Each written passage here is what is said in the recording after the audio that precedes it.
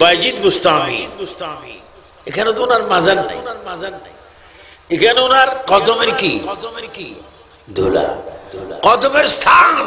আল্লাহ আল্লাহ, বডিবিহীন, শরীরবিহীন, জিসিমবিহীন, গাবিহীন স্থানের যদি এত দাম, ফুল বডি যেখানে সেখানে কি দাম? এখানে তো তিনি মাত্র কদম দিয়েছেন, কদমের ধুলা। যে কোনো মানুষের নিয়ত মান্নাত সাকসেস হয়। কারণ বাজিদ বোস্তামি মাজার যদি বোস্তাম শহর হয়, এখানে তার স্থান, এখানে তিনি রিয়াজত করেছেন, জিকির করেছেন। এজন্য জিকির করার কারণে এই জায়গার দাম শায়ের আল্লাহ হয়েছে, আল্লাহর নিদর্শন। চিৎকার দিব আল্লাহু আকবার। এখানে কি আমরা যাই না? বলেন যাই না? যাইলে দিলের মাকসুদ পূরণ হয় না? ওলি আল্লাহ যেখানে আসে ওটার দাম কি কমে না বাড়ে? আমাদের চাঁদপুরে নোয়াখালী যাইতে মিরান শাহ গৌসে পাকের নাতি মাজার আছে, নাতির মেয়ের ঘরের নাতি। আমি সিলেটে, সুনামগঞ্জে অনেক জায়গায় দেখেছি।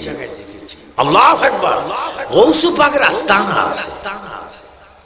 ওদিন আমি দেখলাম মুরার বনে, গত 20 তারিখ মাহফিল করলাম, সিফা সালাহ নাসিরউদ্দিন রহমতুল্লাহ আলাইহি একেবারে মাজারের কাছে। সকল মাজারগুলি উত্তর দক্ষিণ, উনি হচ্ছে পূর্ব পশ্চিম। এটা কি রে ওয়াহাবিরা, যাও না শিরিক বলে সোজা করতে, যাও না একটু বেয়াদবি করতে, এখনো লাতে খাবে।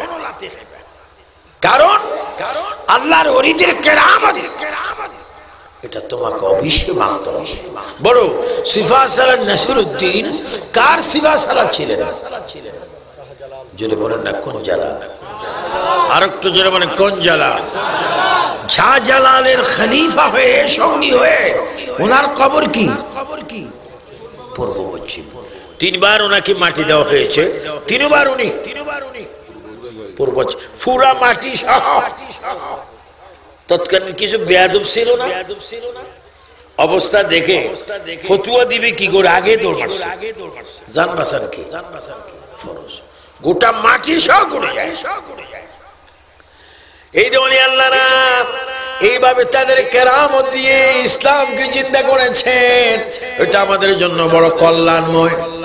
ও আব্দুল কাদের জিলানী, আপনি মায়ের পেটের ভিতরে কোরআন শরীফ পড়েছেন, কিভাবে এটা সম্ভব হলো?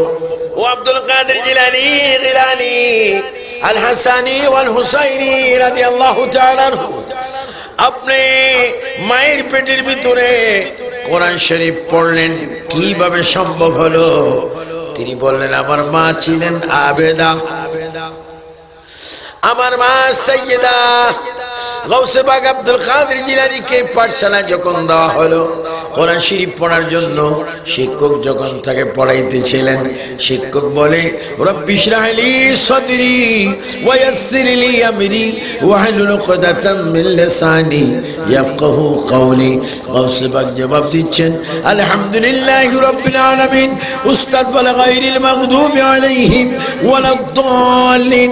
গাউসে পাক বলে, যালিকাল কিতাবু লা রাইবা ফীহি হুদাল লিল মুত্তাকিন। উস্তাদ বলে, বাবা রে, আমি যা বলি তুমি তা বলো না কেন? ছাত্র ডাক দিয়ে বলে, বাবা জান, আমি এই জন্য তোমার কথা মানি না, কারণ আমি যা পড়েছি আপনি তা পড়াচ্ছেন, কারণ এই সমস্ত পড়া আমি মায়ের পেটে আগে পড়ে ফেলেছি। আজকের অনেক হুজুর দেখবেন তারা সব মানে, গাউসে পাক মানে না, তারা সব মানে, ইলিয়াস মামাতি মানে, কিন্তু মাহবুব এলাহি মানে না।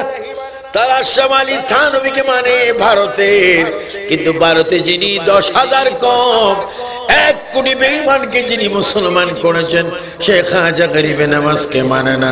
জোরে বলুন ঠিক কিনা? তোমরা শামালি থানবী মানো, ইসমাইল দেলভি মানো, রশিদ আহমদ গাঙ্গুহি মানো, তোমরা কেন আলা হযরত মানো না? আলা হযরত হচ্ছে নবীওয়ালা। তোর বুঝা গেল তোমরা কি?